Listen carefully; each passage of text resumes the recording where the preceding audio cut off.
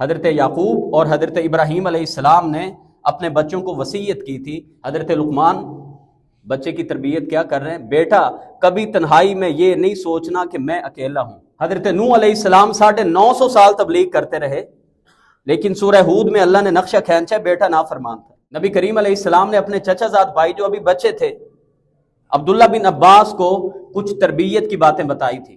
آج کے بچوں کے بگاڑ کی ایک بڑی وجہ ان کی ہر ایک فرمائش کو پورا کرنا ہے. اللہ کے رسول علیہ السلام نے فرمایا تھا اولاد کو ادب سکھانے کے لیے عصا اور کوڑا سامنے لٹکا کے رکھو، بچوں کی نظر پڑتی رہے، اگر بات نہیں مانیں گے والدین سختی بھی کریں گے. میں نے اللہ کے رسول سے سنا تھا جس گھر میں یہ پازیب اور اس طرح کے گھنگروں کی آوازیں آتی ہیں، ساز طبلے بج رہے ہوتے ہیں، اس گھر میں رحمت کے فرشتے نہیں آتے. رسول اللہ صلی اللہ علیہ وسلم نے فرمایا 2 گروہ ایسے ہیں جو دوست ہی ہیں لیکن میں نے ابھی تک نہیں دیکھے، پتہ نہیں کب ہوں گے. جس طرح اونٹوں کی کوہان ہو یہاں پہ جمع کر کے بالوں کو اکٹھا کر لیتی ہیں، اللہ کے رسول علیہ السلام نے فرمایا ایسی عورتیں یہ جنت کی خوشبو بھی نہیں پائیں گی. آج ہمارے نوجوان اتنا گندا لباس پہن کے مسجد میں آتے ہیں، وہ یقین جانے کسی کونسلر کے پاس ایسی پینٹ شرٹ نہیں پہن کے جاتے. جس طرح کی ٹائٹ پینٹ شرٹ پہن کے اپنی ماں کے سامنے نہیں بیٹھ سکتے، ایک SHO کے سامنے نہیں جا سکتے، وہ پہن کے اللہ کی بارگاہ میں آ گئے ہو. ہم پوری انویسٹمنٹ کر کے بچوں کو تباہ کرتے ہیں. اگر بچے کو آداب آ گئے ہیں، بڑے سے گفتگو کرنے کی تمیز آ گئی ہے، ماں باپ کی خدمت کرنے کا پتہ چل گیا ہے، اس کے فرائض کا پتہ چل گیا ہے، یہی تعلیم ہے.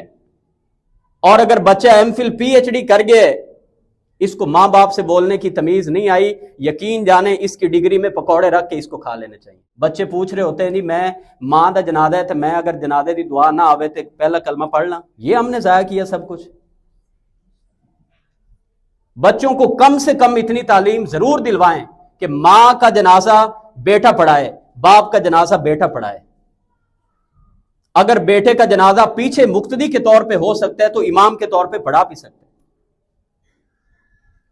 اور جو درد دل کے ساتھ، جو خلوص کے ساتھ، جو بخشش کے لیے تڑپ تڑپ کے دعائیں بیٹا کرے گا وہ کوئی دنیا کا مولوی نہیں کر سکتا. اعوذ باللہ السمیع العلیم من الشیطان الرجیم بسم اللہ الرحمن الرحیم یا ایہا الذین آمنوا ان من ازواجکم واولادکم عدوا لکم فاحذروہم. اے ایمان والو، بے شک تمہاری کچھ بیویوں میں سے اور کچھ اولاد میں سے تمہارے دشمن ہیں، ان سے بچتے رہنا. ایک مقام پہ اللہ رب العزت نے مال اور اولاد کے بارے میں فرمایا انما اموالکم و اولادکم فتنہ. بے شک مال بھی اور اولاد بھی تمہارے لیے آزمائش ہے. اولاد کے ایسے حقوق جن کا تعلق جسمانی اور ظاہری پرورش کے ساتھ ہے، وہ حقوق آپ کی خدمت میں بیان کیے تھے. اولاد کے بہت سارے حق جن کو پورا کرنا والدین پر فرض ہے ایسے ہیں جن کا تعلق روحانیت کے ساتھ ہے، ذہنی نشو و نما کے ساتھ ہے، فکر کے ساتھ ہے، جس کو ہم تربیت کہتے ہیں. بہت بدقسمتی کے ساتھ یہ کہنے میں کوئی عار نہیں ہے کہ اگر ہم جسمانی طور پہ بچوں کی ضروریات پوری کرتے ہیں، خوراک کا اچھا بندوبست کرتے ہیں، ان کی فیسیں ادا کرتے ہیں، لباس گرمی سردی کا اہتمام کرتے ہیں، سواری کا اہتمام کرتے ہیں، گھر کا اہتمام کرتے ہیں، اپنی حیثیت کے مطابق بہت کچھ کرتے ہیں، مگر یاد رکھیے کہ ایک انسان اور جانور میں فرق کرنے والی چیز وہ لباس نہیں ہے، وہ خوراک نہیں ہے، وہ تربیت ہے. اور اس وقت ہمارے مسلم معاشرے کو جو سب سے زیادہ مار پڑ رہی ہے وہ ذہنی اور فکری، جو ان کی نشو نما ہونی چاہیے تھی ویسی نشو نما اور ویسی خوراک ویسی تربیت ان کو نہیں ان کی ہو رہی. اس میں پورا معاشرہ بھی ذمہ دار ہے، تعلیمی ادارے بھی ذمہ دار ہیں، اساتذہ بھی ذمہ دار ہیں، لیکن سب سے بڑھ کے اگر کوئی ذمہ داری کسی پہ آتی ہے تو وہ والدین ہیں. رسول کریم علیہ السلام نے فرمایا تھا کہ والد کے لیے بہترین تحفہ یہ ہے کہ وہ اپنی اولاد کو اچھے آداب سکھا دے. اور یہ بات ابتدا میں ذہن نشین کر لیجئے کہ جس طرح بڑے فوت ہوتے ہیں تو ان کی وراثت بچوں میں تقسیم ہوتی ہے، اسی طرح اگر بڑے اچھے آداب رکھتے ہوں، اچھی عادات رکھتے ہوں، یہ بھی ان پہ فرض ہے کہ اچھی عادات کو، اچھی تعلیم کو بھی اپنے بچوں میں وراثت میں تقسیم کر کے جائیں۔ رسول اللہ صلی اللہ علیہ وآلہ وسلم نے انسان کی بہترین کمائی اس کی اولاد کو قرار دی ہے۔ بہترین کمائی اگر کوئی ہے تو اس کی اولاد ہے۔ قرآن کریم میں اور احادیث پاک میں اگر ہم دیکھیں کہ اللہ کے پیغمبر انہوں نے بچوں کی تربیت کیسے کی، شاید ہم تو قرآنی طرز تربیت کے مطابق 5% بھی بچوں کی تربیت نہیں کر رہے۔ بالکل اشارے میں گفتگو کر کے، موضوع ذرا طویل ہے، میں اپنی بات کو آگے بڑھانے کی کوشش کروں گا۔ حضرت ابراہیم علیہ السلام کی وصیت کا تذکرہ پہلے اس بارے میں آتا ہے۔ حضرت یعقوب اور حضرت ابراہیم علیہ السلام نے اپنے بچوں کو وصیت کی تھی، یا بنی ان اللہ اصطفیٰ لکم الدین فلا تموتن الا وانتم مسلمون۔ اے میرے پیارے بچوں، تمہاری موت اس حالت میں آئے کہ تم اسلام پہ ہو۔ حضرت لقمان علیہ السلام کی کچھ وصیتیں اللہ تعالیٰ نے سورہ لقمان میں بیان کی ہیں۔ غور کیجیے بچوں کی تربیت کیسے کر رہے ہیں۔ سب سے پہلی بات فرمائی، یا بنی لا تشرک باللہ، اے میرے پیارے بیٹے اللہ کے ساتھ کسی کو شریک نہیں ٹھہرا۔ اور اس کے بعد اللہ تعالیٰ نے والدین کے ساتھ اچھے برتاؤ کا حکم دیا۔ جملہ معترضہ آتا ہے ایک طرح سے۔ حضرت لقمان علیہ السلام نے عقیدہ درست کرنے کے بعد اپنے بیٹے کو جو دوسری وصیت کی تھی، یا بنی انہا ان تک مثقال حبۃ من خردل فتکن فی صخرۃ او فی السماوات او فی الارض یأتی بہ اللہ، اے میرے بیٹے اللہ کی ذات میں جس طرح اس کو ایک مانا ہے، اس کی صفات کاملہ پر بھی یہ یقین رکھو، اس کا علم اتنا کامل ہے کہ اگر رائی برابر، ذرے برابر بھی کوئی چیز ہو کسی چٹان کے نیچے ہو، آسمان میں ہو یا زمین میں، اللہ اس کو بھی لے آئے گا۔ حضرت لقمان بچے کی تربیت کیا کر رہے ہیں؟ بیٹا کبھی تنہائی میں یہ نہیں سوچنا کہ میں اکیلا ہوں، اور بڑی چیزوں کو چھوڑیے، فرما رہے ہیں ان تک مثقال حبۃ من خردل، اگر رائی کے دانے کے برابر جو چیز نظر نہ آئے اور چٹان کے نیچے ہو، اللہ اس کو بھی لے آئے گا۔ تو بڑے بڑے اعمال اور بڑے بڑے گناہ اللہ ان کی سزا دینے پہ قادر کیسے نہیں ہے؟ گویا کہ عقیدہ کی تعلیم دی اور اللہ کی ذات کے بارے میں قدرت کاملہ اور اس کے اختیارات کامل کے بارے میں بتایا کہ بیٹا اپنا تصور واضح کر لو۔ جب عقیدہ درست کر لیا تو احکامات کی تبلیغ کرتے ہیں۔ یا بنی اقم الصلاۃ، اے میرے بیٹے نماز قائم کرتے رہنا۔ وأمر بالمعروف وانہا عن المنکر، لوگوں کو اچھائی کا حکم کرتے رہنا، برائی سے منع کرتے رہنا۔ اور جب لوگوں کو اچھائی کی تبلیغ کرو گے، برائی سے روکو گے، مصیبتیں آئیں گی۔ ساتھ میں بتا دیا وَاصْبِرْ عَلَىٰ مَا أَصَابَكَ، مصیبتیں آئیں ان پہ صبر کرنا۔ ان ذَلِكَ مِنْ عَزْمِ الْأُمُورِ، یہ بڑے بلند ہمت لوگوں کا کام ہے۔ احکامات فرائض بتائے، اس کے بعد اب آداب بتا رہے ہیں، اخلاقیات بتا رہے ہیں۔ وَلَا تُصَعِّرْ خَدَّكَ لِلنَّاسِ، اے میرے بیٹے لوگوں کے سامنے متکبرانہ انداز میں گالیں پھلا پھلا کے بات نہ کرنا۔ وَلَا تَمْشِ فِي الْأَرْضِ مَرَحًا، اے میرے بیٹے زمین پہ اکڑ کے نہ چلنا۔ وَاقْصِدْ فِي مَشْيِكَ، اپنی چال میں میانہ روی اختیار کرنا۔ وَاغْضُضْ مِنْ صَوْتِكَ، بیٹا گفتگو کرتے ہوئے بھی دھیمے لہجے میں بات کرنا۔ إِنَّ أَنْكَرَ الْأَصْوَاتِ لَصَوْتُ الْحَمِيرِ، بدترین آواز گدھے کی آواز ہے۔ کیا ہم نے کبھی بچوں کو یہ بنیادی تعلیم دی ہے کہ بیٹا بولنے کے بھی آداب ہوتے ہیں، بولنے کے بھی آداب ہوتے ہیں؟ معاشرے میں، بازار میں، مسجد میں نماز ہو رہی ہو، کسی نے آنا ہے، اس کے بھی آداب ہیں کہ میری آمد سے کسی کو تکلیف نہ ہو، کہ کیا ان آداب کا ہم نے کبھی خیال کیا ہے جو قرآن میں اللہ نے بیان کیے؟ نبی کریم علیہ السلام نے اپنے چچا زاد بھائی جو ابھی بچے تھے عبداللہ بن عباس کو کچھ تربیت کی باتیں بتائی تھی. یا غلام احفظ اللہ یحفظ کا، اے بچے اللہ کی باتوں کا خیال کرنا، اللہ تجھے نہیں بھولے گا، اللہ تجھے یاد رکھے گا. احفظ اللہ تجدہ تجاہک کا، اللہ کے احکامات کی پیروی کرنا، مشکل میں اللہ کو اپنے سامنے پاؤ گے. بچے کو تربیت کر رہے ہیں. اذا سألت فاسأل اللہ، اے بچے جب بھی تو نے سوال کرنا ہے ایک اللہ سے سوال کرنا ہے. وَإِذَا اسْتَعَنْتَ فَاسْتَعِنْ بِاللَّهِ، مدد جب بھی مانگنی ہے ایک اللہ سے مدد مانگنی ہے. نبی رحمت علیہ الصلاۃ والسلام اپنے چچا زاد بھائی جو ابھی بچے ہیں جن کی تربیت فرما رہے ہیں، آپ عقیدہ ان کا درست کر رہے ہیں.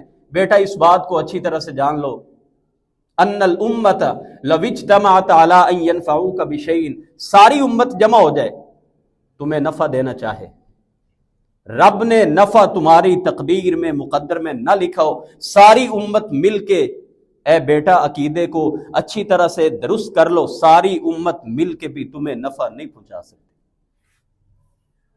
اور اے بیٹے اس بات کو اچھی طرح سے سمجھ لو، ساری دنیا ساری امت جمع ہو جائے تمہیں نقصان پہنچانا چاہے، اللہ نے تمہارے مقدر میں نقصان نہ لکھا ہو، ساری دنیا مل کے تمہیں نقصان نہیں پہنچا سکتی. دوسری حدیث کے الفاظ ہیں، نبی کریم علیہ الصلاۃ والسلام نے فرمایا بیٹا اس بات کو بھی یاد رکھنا، وَأَنَّ النَّصْرَ مَعَ الصَّبْرِ، مدد آئے گی لیکن پہلے تمہیں صبر کرنا ہوگا. وَأَنَّ الْفَرَجَ مَعَ الْكَرْبِ، اور تنگیوں کے بعد فراخی ہوگی. وَأَنَّ مَعَ الْعُسْرِ يُسْرًا، مشکلات سے مت گھبرانا، مشکلات کے ساتھ آسانیاں ہوں گی. اللہ کے پیارے رسول صلی اللہ علیہ وسلم بچے کی تربیت کر رہے ہیں، اور ہمیں ساتھ ساتھ میں اپنا محاسبہ ضرور کرتے رہنا چاہیے.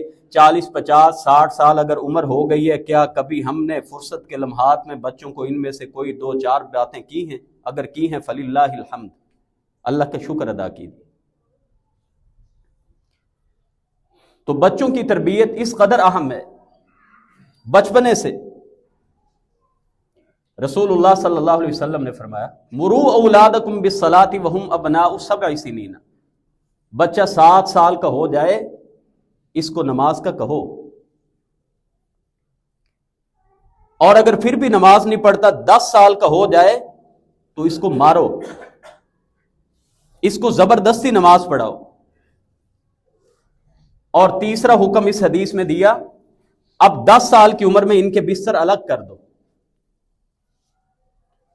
اہل علم نے لکھا ہے کہ 10 سال عمر ہونے کے بعد نہ تو بہن بھائی ایک بیڈ پہ اور ایک چادر میں لیٹ سکتے ہیں، اور نہ 2 بہنیں لیٹ سکتی ہیں، نہ 2 بھائی لیٹ سکتے ہیں. یہاں تک کہ ماں باپ کو چاہیے کہ اپنے ساتھ اپنی جوان بچیوں کو بھی، بیٹوں کو بھی مت سلائیں. اس عمر میں جنسی شعور بچوں کو آ رہا ہوتا ہے، بعض دفعہ نہ چاہتے ہوئے ہاتھ کہیں پہ نیند میں لگ سکتا ہے کسی جگہ پہ، اسی لیے اللہ کے رسول علیہ السلام نے حکم دیا بچوں کے بستر الگ کر دو. لیکن اگر تربیت خراب ہونے کا ڈر ہو، جو ہمارے ہاں ہر بچے کو الگ بیڈ روم دے دینا، کمرہ دے دینا، اور ساری رات وہ موبائلوں پہ لگے ہوئے ہیں، ایسا حکم نہیں دیا. اللہ نے وسعت دی ہے، اگر آپ سمجھتے ہیں رہائش کھلی ہے تو پھر بڑے بھی ساتھ سوئیں اور ایک آدھا بچہ ساتھ میں سلائیں. نبی کریم علیہ السلام نے فرمایا 7 سال کا ہو جائے بچے کو کہنے لگ جاؤ، تاکہ ابھی نماز فرض 10 سال میں بھی نہیں ہوتی، وہ تو بلوغت کے بعد ہوتی ہے. لیکن کہا اب 10 سال کی عمر میں بھی اگر یہ بچہ نماز نہیں پڑھتا، اب زبردستی اس کو نماز پڑھاؤ، زبردستی کرتے ہوئے اگر اس کو مارنا بھی پڑے تو اس بات سے بھی دریغ نہیں کرنا. اس لیے کہ اس بارے میں اللہ کے ہاں مسئولیت ہونی ہے. اسی لیے سورہ تغابن میں اللہ نے کہا دیکھنا ذرا دھیان سے رہنا، تمہاری بیویاں اور تمہاری اولاد تمہارے دشمن ہیں، اور اس کا یہی معنی ہے. سارے معاملات تو چلتے رہیں لیکن اللہ کی بارگاہ میں اس لیے ناکام ہو جائے کہ ہم نے بچوں کی وہ تربیت نہیں کی. تو میں عرض یہ کر رہا ہوں کہ بچپنے سے تربیت کا آغاز ہو جاتا ہے۔ امام ابن تیمیہ رحمۃ اللہ علیہ فرماتے ہیں کہ اگر بچہ نماز نہیں پڑھتا تو ماں باپ پورے ذمہ دار ہیں، ماں باپ کو زبردستی مار کے، تھپڑ مار کے، جیسے بھی، لیکن ایسی مار نہ دی جائے جس سے بچے کے اوپر کوئی نشان پڑے، یا بچے پہ بہت زیادہ سختی کر کے اس کو ایسی سزا دی جائے جس سے دین نے روکے۔ یہ سزا محض ادب سکھانے کے لیے، اور یہ سزا تربیت میں انتہائی اہم ہے۔ آج کے بچوں کے بگاڑ کی ایک بڑی وجہ ان کی ہر ایک فرمائش کو پورا کرنا ہے۔ بچوں کو پتہ ہے میں نے جو ضد لگا لی مجھے یہ چیز مل جانی ہے۔ بچے کو پتہ ہے جب میں روؤں گا میری ڈیمانڈ پوری ہو جانی ہے۔ یہ بچوں کو ان کی تربیت تباہ کرنے والی بات ہے۔ حضرت معاذ ابن جبل رضی اللہ تعالیٰ عنہ فرماتے ہیں میرے خلیل یعنی رسول اللہ صلی اللہ علیہ وسلم نے مجھے 10 باتوں کی وصیت کی تھی۔ ایک بات یہ تھی کہ ادب سکھانے کے لیے بچوں پہ ڈنڈا لٹکا کے رکھنا ہے، اور شیخ البانی رحمۃ اللہ علیہ نے دوسری روایت کو بالکل صحیح سند کے ساتھ نقل کی ہے۔ اللہ کے رسول علیہ السلام نے فرمایا تھا اولاد کو ادب سکھانے کے لیے عصا اور کوڑا سامنے لٹکا کے رکھو، بچوں کی نظر پڑتی رہے، اگر بات نہیں مانیں گے والدین سختی بھی کریں گے۔ آج ہر بندہ فلاسفر بن کے کوئی بات جو اس کے ذہن میں نہیں آتی وہ کہتے ہیں اچھا جی دین نے حکم دیا ہے مارنے کا۔ جی دین نے حکم دیا ہے، یہ بات ہمیں کیوں نہیں سمجھ آ رہی؟ لیکن وہ مار انہی آداب کے اندر رہ کے ہوگی۔ آپ دیکھ رہے ہیں نا، مار نہیں پیار کے فلسفے نے اس امت کے بچوں کو اور تربیت کو کتنا تباہ کیا ہے۔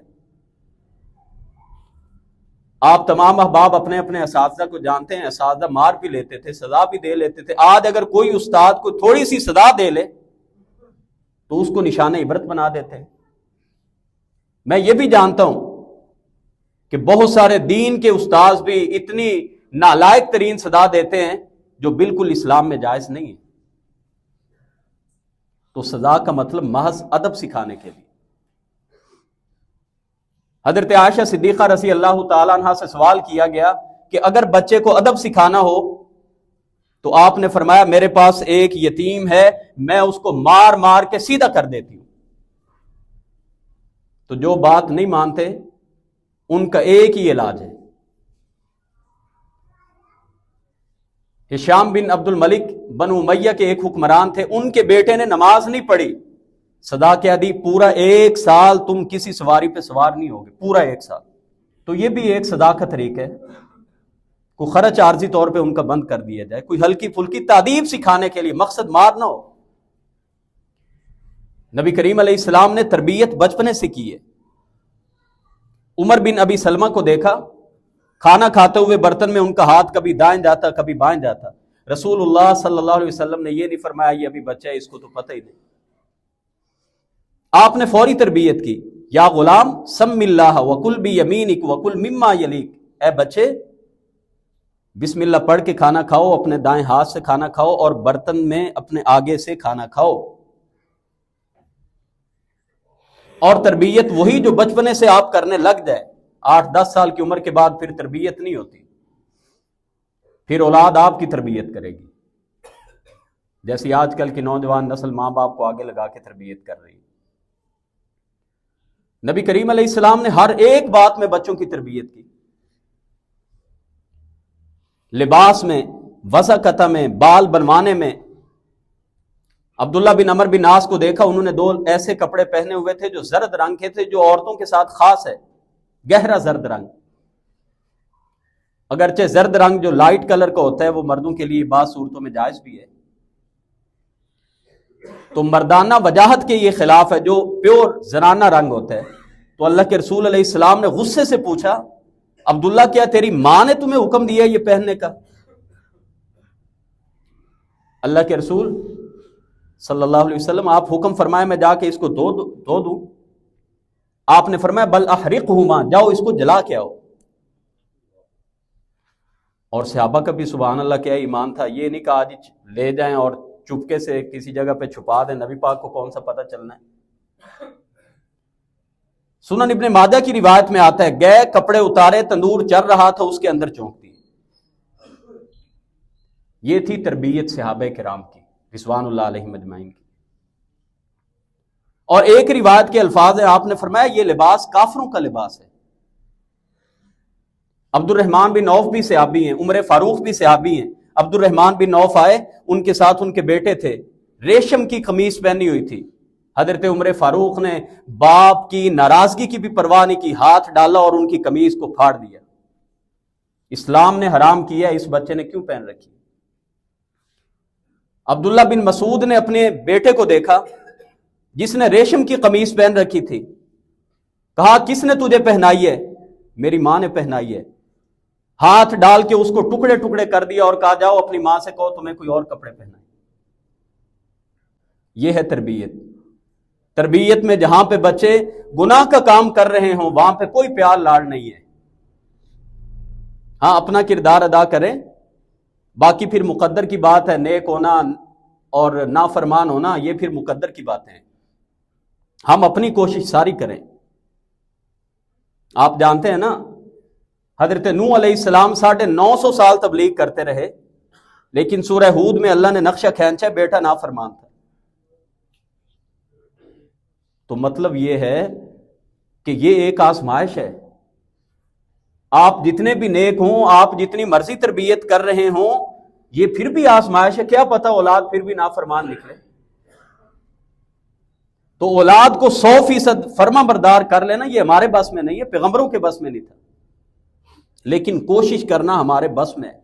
یہاں تک اولاد نافرمان بھی ہو، قرآن بتاتا ہے، قرآن یہ بتاتا ہے، حضرت یعقوب علیہ السلام کے بیٹے یوسف علیہ السلام کو کنویں میں پھینکنے والے غلہ لینے گئے اور بنیامین کو وہاں پہ چھوڑ کے آ گئے۔ تربیت یہ ہے جس بات کو آپ درست مانتے ہیں، بچوں سے ناراضگی کے باوجود بھی ان کو فرض ہے ہمارا بتانا کہ بیٹا یہ آپ کے لیے غلط ہے۔ حضرت یعقوب علیہ السلام بچوں کی تربیت کیسے کر رہے ہیں؟ یا بنی لا تدخلوا من باب واحد وادخلوا من ابواب متفرقہ، اے میرے بیٹو ایک دروازے سے داخل نہیں ہونا، متفرق دروازوں سے داخل ہونا۔ اور اس کے پیچھے سیدنا یعقوب کی ساری زندگی کا وہ صبر ہے، وہ رونا دھونا ہے، جو سیدنا یوسف علیہ السلام کی یاد میں رو رہے ہیں، لیکن اس کے باوجود یہ نہیں کہا جی ان کے حال پہ چھوڑ دو، اس کے باوجود اپنے بچوں کو تربیت کر رہے ہیں۔ تو میں عرض کر رہا ہوں،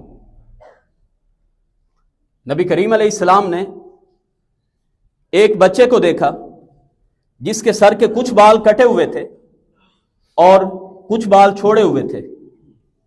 اللہ کے رسول علیہ السلام نے فرمایا یا پورے سر کے بالوں کو چھوڑ دو یا سارے کٹواؤ۔ اللہ کے رسول صلی اللہ علیہ وسلم نے اس سے منع فرمایا۔ ہمارے ہاں بھی بچوں کے بال کٹواتے ہوئے اکثر پیالہ کٹنگ ہوتے ہیں، یہ سائڈوں سے بالکل باریک، یہ مسلمانوں کا طریقہ نہیں ہے۔ نبی پاک صلی اللہ علیہ وسلم نے اس سے صریحاً لفظوں میں منع فرمایا۔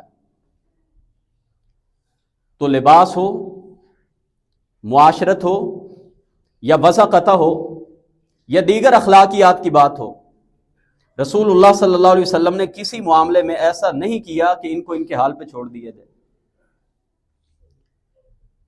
آج میں تو یہ سوال پوچھتا ہوں کہ کیا ہمارے نوجوانوں کے لباس ایسے ہیں جیسا لباس اللہ کے رسول صلی اللہ علیہ وسلم نے اپنی امت کو کہا تھا؟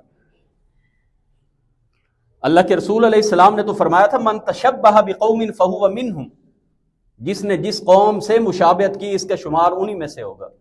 جو میرا امتی ہو کے میرے دیے ہوئے دین احسن الہدی ہدی محمد صلی اللہ علیہ وسلم، بہترین طریقہ محمد الرسول اللہ کا طریقہ ہے صلی اللہ علیہ وسلم، یہ اس کو عملی طور پہ بہترین طریقہ نہیں مانتا، تو اللہ کے رسول نے فرمایا پھر مجھے ایسے امتی کی ضرورت ہی نہیں ہے۔ من تشبہ بقوم فہو منہم، جو جس دوسری قوم سے مشابہت کرے گا اس کا شمار انہی میں سے ہوگا۔ محض داموں سے بات نہیں بنتی۔ آج ہمارے نوجوان یقین جانیں اتنا گندا لباس پہن کے مسجد میں آتے ہیں، اور یقین جانے کسی کونسلر کے پاس ایسی پینٹ شرٹ نہیں پہن کے جاتے، کوئی شرم نہیں آتی۔ کیا اتنی بنیادی تعلیم تربیت کسی نے نہیں ابھی تک دی؟ اور اللہ نے قرآن میں حکم دیا یا بنی آدم خذوا زینتکم عند کل مسجد، اے بنی آدم ہر نماز سے پہلے اپنے لباس کو خوبصورت زیب و زینت اس کا دھیان کر لیا کرو، اس کو دیکھ لیا کرو۔ جائز بھی لباس ہو، جس طرح کی ٹائٹ پینٹ شرٹ پہن کے اپنی ماں کے سامنے نہیں بیٹھ سکتے، ایک ایس ایچ او کے سامنے نہیں جا سکتے، وہ پہن کے اللہ کی بارگاہ میں آ گئے ہو، پھر فتویٰ پوچھنے کی ضرورت نہیں ہے۔ اللہ کے رسول نے فرمایا تھا استفتی قلبک، یہ جو ضمیر ہے نا، اس کو سلایا نہ ہو، اس کو مارا نہ ہو، یہ اندر سے بتا دیتا ہے کچھ شرم حیا کو ہاتھ مارو۔ اللہ کی بارگاہ میں آپ آئے ہیں، کیا لباس پہنا ہوا ہے؟ کون سا لباس ہمارا ایسا ہے جو اسلامی اصولوں کے مطابق ہے؟ اتنے چست پجامے جس میں سطر صاف دکھائی دے رہا ہوتا ہے اور پھر اوپر تصویریں بنی ہوئی۔ آپ نماز پڑھنے آ رہے ہیں تو کم از کم اپنا لباس ہی بدل کے آ جائیں۔ خواتین کا معاملہ اس سے بھی سنگین تر ہے۔ اللہ کے رسول صلی اللہ علیہ وسلم نے فرمایا تھا میری امت میں سے 2 گروہ ایسے ہیں جو دوزخی ہیں، لیکن میں نے ابھی تک نہیں دیکھے، پتہ نہیں کب ہوں گے۔ اور ہم وہ بدقسمت ہیں کہ ہم نے اپنی آنکھوں سے وہ دونوں گروہ دیکھ لیے۔ رسول اللہ صلی اللہ علیہ وسلم نے فرمایا 2 گروہ ایسے ہیں جو دوزخی ہیں، لیکن میں نے ابھی تک نہیں دیکھے، پتہ نہیں کب ہوں گے۔ فرمایا ایک حکمرانوں کا وہ گروہ جو ہر وقت بیل کی دموں کی طرح کوڑے ڈنڈے ہاتھ میں اٹھا کے قوم کو ڈنڈے کے زور پہ آگے لگا کے رکھتا ہے، ہر بات ڈنڈے کے زور پہ منواتا ہے۔ ایک یہ دوستی کرو، اور دوسرا نساء کاسیات عاریات ممیلات مائلات، ایسی عورتیں جو لباس پہن کے بھی اللہ رسول کی نگاہ میں ننگی کی ننگی رہتی ہیں۔ لباس ایسا پہنتی ہیں، لباس پہننے کے باوجود لوگ ان کی طرف آنکھیں پھاڑ پھاڑ کے بھیڑیے بن کے دیکھتے ہیں، لوگوں کو اپنے طرف مائل کرنے والی ہیں، یہ خود لوگوں کی طرف مائل کرنے والی ہیں، اور بالوں کو اس سٹائل میں بنا کے رکھتی ہیں جس طرح اونٹوں کی کوہان ہو، یہاں پہ جمع کر کے بالوں کو اکٹھا کر لیتی ہیں۔ اللہ کے رسول علیہ السلام نے فرمایا ایسی عورتیں یہ جنت کی خوشبو بھی نہیں پائیں گی، جنت میں جانا تو بڑی دور کی بات ہے، جنت کی خوشبو بھی نہیں پائیں گی، اور حالانکہ جنت کی خوشبو تو اتنی دور سے آ رہی ہو۔ والدین پہ فرض ہے اگر اولاد کی تربیت صحیح معنوں میں کرنا چاہتے ہیں، نوجوان بچیوں کو پابند کریں، بغیر حجاب بغیر پردے کے گھر سے باہر نہ جائیں۔ یا ایھا النبی قل لازواجک وبناتک ونساء المؤمنین یدنین علیہن من جلابیبہن، اے نبی کریم علیہ السلام آپ اپنی بیویوں سے بھی کہہ دیں، اپنی بیٹیوں سے بھی کہہ دیں، اور امت کی تمام خواتین کو حکم کر دیں کہ یہ اپنے اوپر بڑی چادریں لٹکا کے باہر جایا کریں۔ اور سورہ نور میں اللہ تعالیٰ نے فرمایا وَلْيَضْرِبْنَ بِخُمُرِهِنَّ عَلَى جُيُوبِهِنَّ، اپنی چھاتیوں کو کور کرنے کے لیے مزید ایک چادر اوڑھنے کے طور پہ اوپر وہ ڈالا کریں۔ وَلَا يُبْدِينَ زِينَتَهُنَّ، یہ اپنی زینت کو واضح نہ کریں، إِلَّا لِبُعُولَتِهِنَّ أَوْ آبَائِهِنَّ، آگے سارے ان رشتوں کو بیان کر دیے جو محرم رشتے ہیں، سوائے اپنے خامدوں کے، باپ کے، بیٹے کے، بھائیوں کے، وہ آگے رشتے بیان کر دیے۔ اس کے علاوہ کوئی بھی مرد ہو، وہ امام مسجد ہو، وہ عالم دین ہو، وہ اللہ والا ہو، وہ پیر صاحب ہو، وہ اس عورت کے لیے حرام ہے اس کے پاس جانا بغیر حجاب کیے۔ تو ہمیں لباس میں بالخصوص اپنی بچیوں کو اور نوجوانوں کو کس طرح کا لباس پہن رہے ہیں، مسلمان نبی کریم علیہ الصلاۃ والسلام کی تربیت کے مطابق ان ساری باتوں کو اپنے ذہن میں رکھتا ہے۔ حضرت عائشہ صدیقہ رضی اللہ عنہا نے ایک بچی کی آواز سنی جس کے پاؤں میں گھنگرو بندھے ہوئے تھے، پتہ چلا بچی آ رہی ہے، اندازہ کیجیے ابھی بچی ہے۔ آپ نے فرمایا یہ بچی میرے گھر میں داخل نہ ہو، پہلے کاٹ کے اس کو باہر پھینکو پھر یہ میرے گھر میں آئے۔ میں نے اللہ کے رسول سے سنا تھا جس گھر میں یہ پازیب اور اس طرح کے گھنگروں کی آوازیں آتی ہیں، ساز طبلے بج رہے ہوتے ہیں، اس گھر میں رحمت کے فرشتے نہیں آتے۔ بچوں کو ٹریننگ دیں کہ بیٹا تھوڑا کھانا ہے، حلال کھانا ہے، حرام نہیں کھانا۔ حضرت حسن ابھی بچے ہیں، صدقہ کی کھجور آئی، غلطی سے جان بوجھ کے نہیں، منہ میں رکھ لی۔ نبی کریم علیہ السلام نے حکم دیا، کخ اس کو باہر پھینکو، کیا کر رہے ہو، فوری نکالو اس کو۔ آپ نے فرمایا یہ آل محمد پہ اللہ تعالیٰ نے صدقے کے مال کو حرام کر دیے۔ تو ہم بھی کتنا ہی ایسا مال اجاڑتے ہیں، خود بھی کھاتے پیتے ہیں، بچوں کو بھی کھلاتے ہیں جو ہمارے لیے حلال نہیں ہوتا۔ میں نے پہلے عرض کیا اس کو ابھی بیدار رکھیں، اس کو مردہ نہ ہونے دیں، یہ آپ کو تنہائی میں بھی اچھا مشورہ دے گا۔ استفتی قلبک، اللہ کے رسول سے جب پوچھا گیا تھا برائی کیا ہے، آپ نے فرمایا تھا اپنے دل سے پوچھ لو۔ بڑی باتیں ہمیں پتہ ہوتی ہیں، یہ اچھا ہے یہ برا ہے، یہ گناہ ہے یہ نیکی، یہ پتہ ہوتا ہے، لیکن اس کو ایسے تھپکی دے دے کے سلا دیا ہوتا ہے، آواز سنتا ہی کوئی نہیں ہے۔ تو اولاد کو رزق حلال کھلائیے، یاد رکھیے رزق حلال جس اولاد کو کھلائیں گے یہ آپ کی فرما بردار بھی ہوگی، خدمت گزار بھی ہوگی، مرنے کے بعد اپنی موت تک اپنے والدین کو دعاؤں میں یاد بھی رکھے گی۔ اور حرام کھلائیں گے تو پھر میں نے پچھلے جمعہ میں بھی عرض کیا تھا، کبھی یہ واقعات نہیں سنے تھے کہ بیٹا اپنے ابے کو قتل کر رہا ہو، آج قتل ہوتے واقعات دیکھتے ہیں۔ اور بھائی یہ سارا نقصان اور یہ سارا جو ہے نا، یہ صرف بچے ہی خراب نہیں ہیں، بچوں کو یہاں تک پہنچانے والے ماں باپ ہیں۔ میرے ذہن میں وہ ایک واقعہ آ گیا، حضرت عمر فاروق رضی اللہ تعالیٰ عنہ کی بارگاہ میں ایک باپ آئے، امیر المؤمنین میرا بیٹا انتہائی نافرمان ہے۔ آپ نے بیٹے کو بلایا، ڈانٹ ڈپٹ کی اور کہا کچھ شرم کرو، اپنے باپ کا کوئی تقدس احترام کرو۔ بیٹے نے پوچھا امیر المؤمنین یہ بتائیں کہ کیا باپ کے ہی حق ہے یا اولاد کے بھی حق ہے؟ آپ نے فرمایا اولاد کے بھی حق ہے۔ بیٹے نے کہا بتائیں اولاد کا کیا حق ہے؟ سیدنا فاروق اعظم نے اس روایت میں 3 کا ذکر کیا۔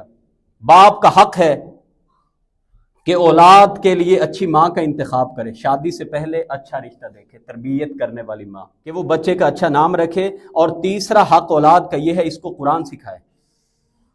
بیٹے نے کہا امیر المومنین میرے ابا جی نے 3 میں سے ایک بھی حق ادا نہیں کیا، اس نے ایک مجوسی لونڈی تھی وہ اس نے میری ماں بنائی، اور نام اس نے میرا جود رکھا جس کا معنی ہے گوبر کا کیڑا، اور اس نے قرآن کا ایک حرف نہیں مجھے سکھایا۔ سیدنا فاروق اعظم اس کے والد سے کہنے لگے کہ تمہیں شرم آنی چاہیے، جب تیری نافرمانی اولاد نے کی ہے تو شکایت لے کے آ گیا ہے، اور تو جب اولاد کی نافرمانی کرتا رہا تمہیں کوئی خیال نہ آیا۔ یقین جانے ہمارا بھی حال بالکل اس باپ بیٹے والا ہے، اور میں کہتا ہوں اپنے لفظوں میں ہم پوری انویسٹمنٹ کر کے بچوں کو تباہ کرتے ہیں، انویسٹمنٹ کرتے ہیں۔ یہ جو تعلیمی اداروں میں بھیجتے ہیں نا، یہ پوری ہماری مہنگے ترین اداروں میں بچوں کو تباہ ہونے کے لیے بھیجتے ہیں۔ اور پھر بچوں کو تربیت دینی تھی، کوئی اللہ کے گھر سے تھوڑا سا قریب کرتے، مسجد میں اپنے ساتھ ان کو 5 نمازوں پہ لے کے آئیں، درس دروس ہوں بچوں کو لے کے آئیں، بچوں کو مسجد میں قرآن کریم پڑھنے کے لیے چھوڑیں۔ ہمارا تو طور طریقہ ہی بدل گیا۔ میں نے پچھلے جمعہ بھی عرض کیا تھا کہ جمعے کا ادب ہے کہ پہلے آئیں، خطبہ شروع ہونے سے پہلے آپ بیٹھے ہوں، لیکن آج کے خطبہ جمعہ میں افراد پچھلے جمعے سے بھی کم تھے۔ مطلب میں آپ کا استاد بھی ہوں، خطیب ہی نہیں ہوں۔ حضرت علی نے تو فرمایا تھا جس نے مجھے ایک حرف سکھایا اس نے مجھے اپنا غلام بنا لیا۔ تو آداب ہوتے ہیں کچھ، یہ مناسب بات نہیں ہے کہ ہر جمعہ میں اپنی روٹین کے مطابق، بعض مجبوریاں ہوتی ہیں وہ الگ بات ہے، بچوں کو لینے گئے ہیں لیٹ ہو گئے، لیکن ایک ہے جان بوجھ کے، یہ عمل درست نہیں ہے۔ یقین جانیں سیدنا فاروق اعظم نے خطبے کے دوران عثمان غنی جب تاخیر سے آئے خطبہ روک کے پوچھا تھا ان سے کیا یہ وقت ہے مسجد میں آنے کا؟ تو انہوں نے کہا تھا امیر المومنین مجھے اذان نہیں سنائی دی اور میں لیٹ آیا ہوں، جب مجھے پتہ چلا میں فوری مسجد میں آ گیا۔ تو اللہ ہمیں سب سے پہلے اپنی اصلاح کرنے کی توفیق عطا کرے۔ یقین جانیں ہم اس بات میں سنجیدہ نہیں ہیں بچوں کی تربیت کرنے میں۔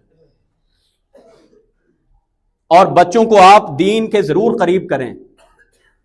دین بتاتا ہے بچوں کے احکامات، بچوں پر فرائض، بچوں کے مسائل، یہ دین نے بتانے ہیں. میں اس ممبر پہ کھڑا ہو کے آپ کو بالکل سچ بتا رہا ہوں.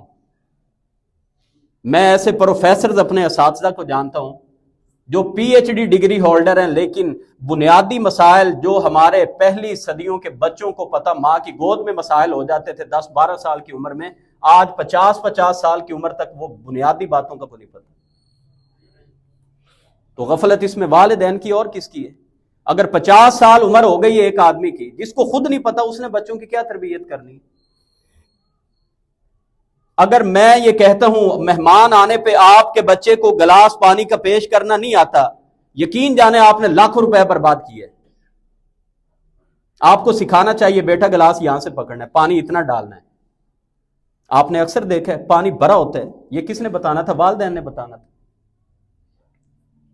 مہمان کے ساتھ کس آداب میں بات کرنی ہے کس نے بتانا تھا؟ ماں باپ نے بتانا تھا. اور ہم نے تربیت ان کی اتنی کی، ماں باپ مر جاتے ہیں اور یقین جانے بچے چھپ رہے ہوتے ہیں. بچے پوچھ رہے ہوتے ہیں نہیں میں ماں دا جنازہ ہے تو میں اگر جنازے دی دعا نہ آوے تو پہلا کلمہ پڑھ لاں. یہ ہم نے ضائع کیا سب کچھ. بچوں کو کم سے کم اتنی تعلیم ضرور دلوائیں کہ ماں کا جنازہ بیٹا پڑھائے، باپ کا جنازہ بیٹا پڑھائے. اگر بیٹے کا جنازہ پیچھے مقتدی کے طور پہ ہو سکتا ہے تو امام کے طور پہ پڑھا بھی سکتے ہیں. اور جو درد دل کے ساتھ، جو خلوص کے ساتھ، جو بخشش کے لیے تڑپ تڑپ کے دعائیں بیٹا کرے گا وہ کوئی دنیا کا مولوی نہیں کر سکتا. مگر بدلنا ہوگا تھوڑا سا اپنے آپ کو، بچوں کو تھوڑا سا ادھر لانا ہوگا. رسول کریم صلی اللہ علیہ وسلم جو علم ہے نا، علم، اس کے لیے روزانہ فجر کے بعد دعا مانگتے تھے، اللہم انی اسألک علما نافعا ورزقا طیبا وعملا متقبلا. 3 باتوں سے آپ اللہ سے سوال کرتے تھے. اللہ علم نافع کا سوال کرتا ہوں، پاکیزہ رزق کا سوال کرتا ہوں، قبول ہونے والے عمل کا اللہ تو اسے سوال کرتا ہوں. اور نفع والا علم کیا ہے؟ جو لا شعوری سے انسان کو شعور کے سفر پہ لے آئے. بچوں کو اگر وہ پہلے غلط کام کر رہے ہیں بات سنیں تو وہ اپنے آپ کو بدل لیں. اور بغیر نفع کے علم، اس سے تو اللہ کے رسول نے پناہ مانگی، اللہم انی اعوذ بک من الاربع، اللہ 4 باتوں سے تجھ سے پناہ مانگتا ہوں. پہلی بات من علم لا ینفع، پہلی بات یہ اللہ ایسا علم ساری زندگی پڑھتے رہیں جس کا نفع ہی کوئی نہیں. تو مجھے ذرا بتائیں ہم بچوں کو کس لیے پڑھاتے ہیں؟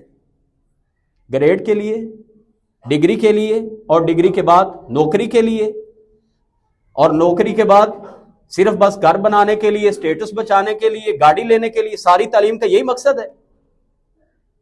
او بھائی تعلیم کا روزگار کے ساتھ کوئی تعلق نہیں ہے، تعلیم کا ڈگری کے ساتھ کوئی تعلق نہیں ہے. اگر بچے کو آداب آ گئے ہیں، بڑے سے گفتگو کرنے کی تمیز آ گئی ہے، ماں باپ کی خدمت کرنے کا پتہ چل گیا ہے، اس کے فرائض کا پتہ چل گیا ہے، یہی تعلیم ہے. اور اگر بچہ M Phil P H D کر گیا ہے، اس کو ماں باپ سے بولنے کی تمیز نہیں آئی، یقین جانے اس کی ڈگری میں پکوڑے رکھ کے اس کو کھا لینے چاہیے. ہر ایک بات پر کہتے ہو تم کہ تو کیا ہے، تم ہی کہو، یہ انداز گفتگو کے ہے. مطلب گفتگو کرنے سے انسان کی پوری تربیت کا پتہ چلتا ہے. یہ ہوں کہنا، ہاں جی کہنا، یہ پوری تربیت کا درس دے دیتا ہے بچے کی تربیت کتنی ہوئی ہے. تو دیکھیں تربیت کریں گے بچوں کی دنیا اور معاشرہ تو سدھرے گا، لیکن سب سے پہلے والدین کی زندگی بہتر ہوگی. وگرنہ پھر وہ جو میں نے حضرت عمر فاروق کا واقعہ پیش کیا ہے، بعد میں پھر شکوے ہی ہیں، بچے بات نہیں مانتے. 18-20 سال جیسا پڑھائیں گے تو آپ نے تو خود ان کو اتنا دور نکال دیا، اب واپس نہیں آئیں گے وہ، اب وہ بہت دور جا چکے ہیں. تو ان چیزوں پہ اتنی زیادہ ہمیں توجہ کرنے کی ضرورت ہے کہ غور کیجئے جو فصلیں ہم بو رہے ہیں، جو فصلیں بو رہے ہیں، یہ پہلے سے دیکھیے جو بیج لگا رہے ہیں، جو تعلیم دے رہے ہیں، اس کا نتیجہ کیا برآمد ہوگا، یہ ابھی سے آپ کو جائزہ لے لینا چاہیے. تو ہمیں کوشش کرتے رہنا چاہیے. باقی جیسے میں نے عرض کیا، کوشش ہمارے ذمہ ہے اور نافرمان فرما بردار ہونا یہ اللہ کے اختیار میں ہے۔ حضرت نوح علیہ السلام کا بیٹا نافرمان، اس سے بڑی کیا بات ہے؟ تو اللہ کے رسول علیہ السلام نے والدین کے لیے سیونگ بینک اکاؤنٹ قرار دیا ہے۔ نیک اولاد اگر کوئی بندہ چھوڑ کے جاتا ہے، انسان فوت ہو جاتا ہے، اس کی ساری نیکیوں کا عمل کٹ گیا، عمل رک گیا نیکیوں کا، سوائے 3 کے: صدقہ جاریہ، جاری رہنے والا صدقہ، یا اس نے نیک اولاد چھوڑی تھی، یا اس نے بچوں کو نفع والا علم کسی کو سکھا دیا تھا۔